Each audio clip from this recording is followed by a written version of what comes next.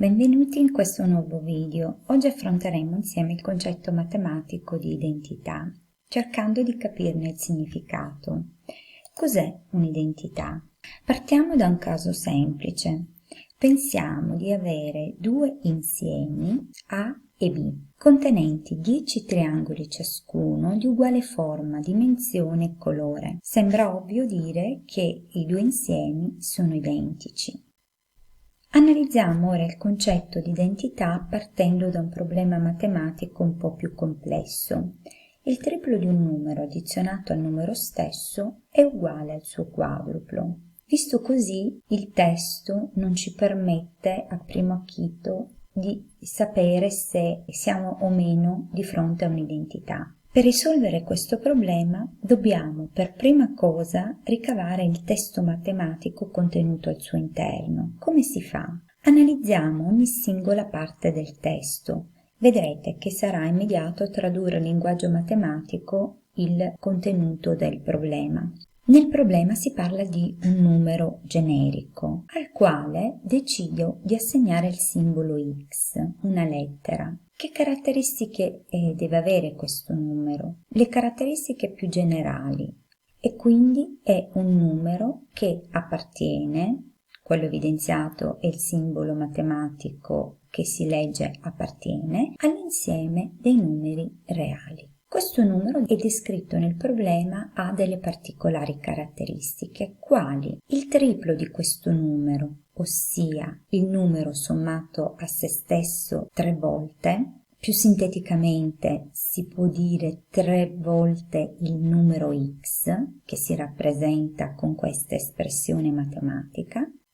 Il problema dice che è addizionato, ossia traduciamo questa parola con il simbolo matematico più, al numero stesso, lo abbiamo indicato con il simbolo x, è uguale, traduzione matematica con il simbolo uguale, al suo quadruplo, ossia il numero addizionato a se stesso per 4 volte, che in modo più sintetico si dice 4 volte x, rappresentato con questa espressione matematica 4x. Analizzando il testo quindi del problema abbiamo ottenuto questa scrittura algebrica, che è la scrittura che impareremo ad utilizzare per le equazioni.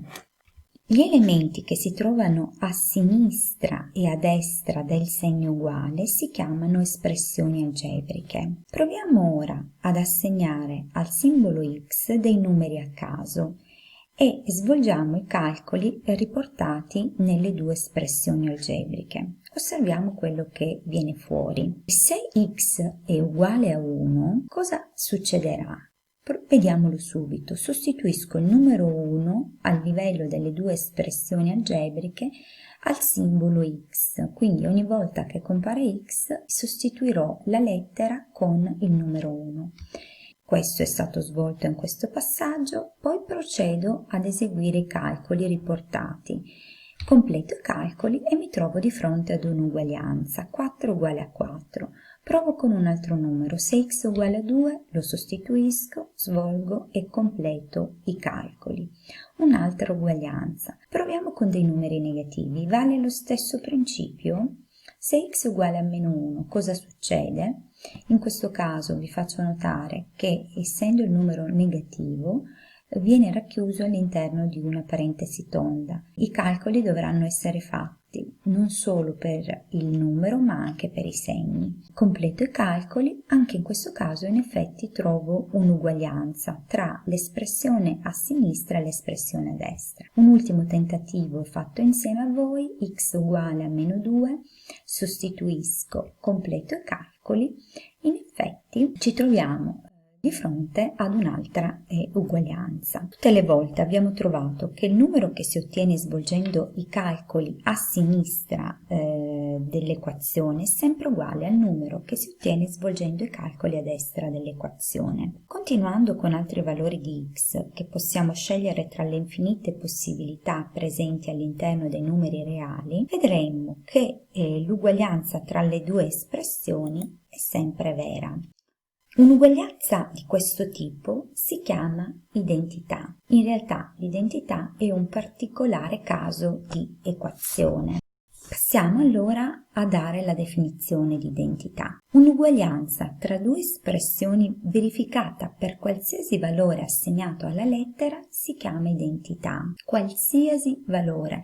Potete provarne altri tra gli infiniti numeri presenti a livello di insieme dei numeri reali e vedrete che è sempre verificata l'uguaglianza. Per comprendere pienamente un argomento nuovo, ascoltare non è sufficiente. Provate a svolgere questi esercizi. Capirete così se è tutto chiaro oppure avete bisogno di ripassare l'argomento. Buon lavoro, vi aspetto al prossimo video.